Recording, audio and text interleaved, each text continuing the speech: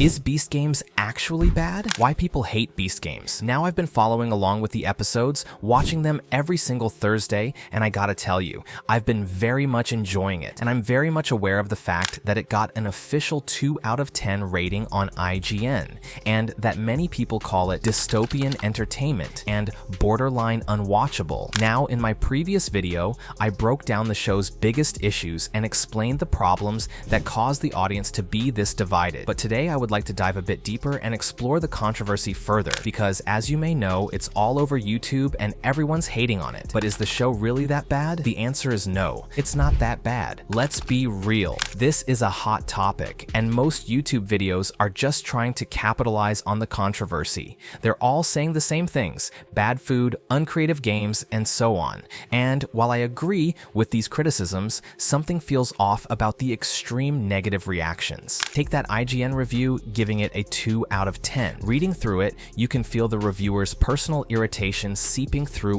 every word. It's less of a review and more of a rant, which is pretty unprofessional for IGN. The condescending tone makes it seem like they're more annoyed by the show's popularity than its actual content. Now, about the whole dystopian argument, yeah, it absolutely is dystopian. We're watching 1,000 people compete for $5 million, seeing dreams get crushed, and witnessing betrayals. That part where someone made it to the top 5 for the $1.8 million private island, only to get voted out for being too strong. That's rough. Imagine making it that far and going home with nothing just because you played too well. It is dystopian because you're seeing how people betray each other, dreams get crushed, and yes, it feels good to see someone winning nice prize money, but you just keep thinking about the 20 people who just got eliminated before this game, just because they got unlucky, or chose a wrong number, or got voted out. Ouch. But being dystopian doesn't make the show bad, right? I mean, my favorite show used to be Black Mirror on Netflix, after all.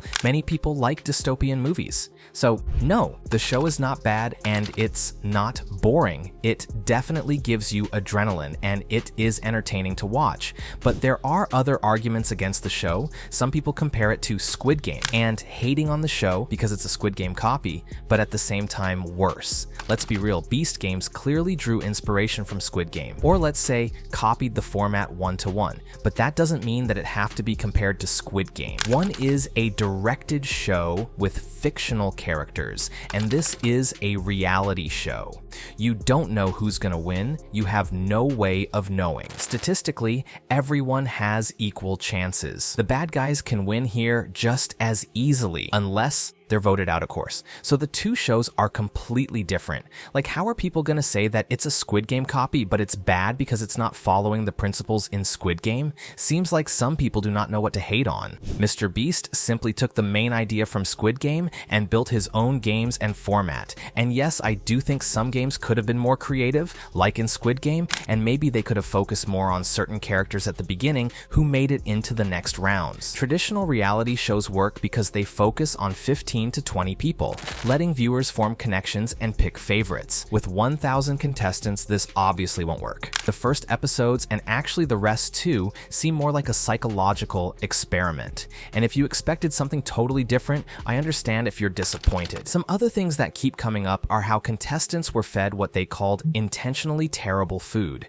unseasoned oatmeal and boiled chicken with painted on grill marks, along with medical emergencies, including someone having a seizure from exhaustion and dehydration, people who couldn't access their required medications for the first 24 hours, and physical challenges that led to injuries, with one woman reportedly ricocheting off the ground. But if you ask me, it is $5 million on the line, and any of these people can go home whenever they want. It's not a prison. So I absolutely don't see a problem here. And additionally, these contestants most certainly had to fill out a lot of documents that disclosed all these things. So yeah, the food may suck, but you're free to go. The only real thing that actually made me somewhat frustrated were really just the creativity put into some of these challenges. Because most challenges weren't even challenges at all. They were simply offering people money to leave, basic physical tasks that didn't require skill, massive sets built for simple activities that could have been done anywhere. In episode 4, when the Navy SEALs showed up,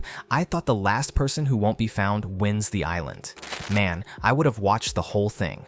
All those people hiding in the forest maybe for days and the Navy SEALs looking everywhere. Now, this is a skill-based challenge that takes advantage of the expensive set, aka the whole island. But only after one person got found, they moved on to other games, like throwing a ball, eliminating someone based on votes, basically voting someone out again, and then basically another luck-based challenge. Like, come on now. I get it, Mr. Beast didn't want to make an episode based on entirely one challenge, but man, this might have been more disappointing. I mean, I would have rather gone home for not finding the best hiding spot while running from Navy SEALs than missing a throw or getting voted out. So my take is this: Beast Games isn't the disaster many claim it is, but it's also not the revolutionary show it could have been. It's caught somewhere in the middle. But nevertheless, it's a fascinating experiment that have never been done before. And this is what makes it truly interesting. Not the games themselves, but what it reveals about modern entertainment and human psychology. Is Beast Games bad? No. Is it great? Also, no. But it's definitely something new, and for me, that's enough to make it worth watching. What do you think?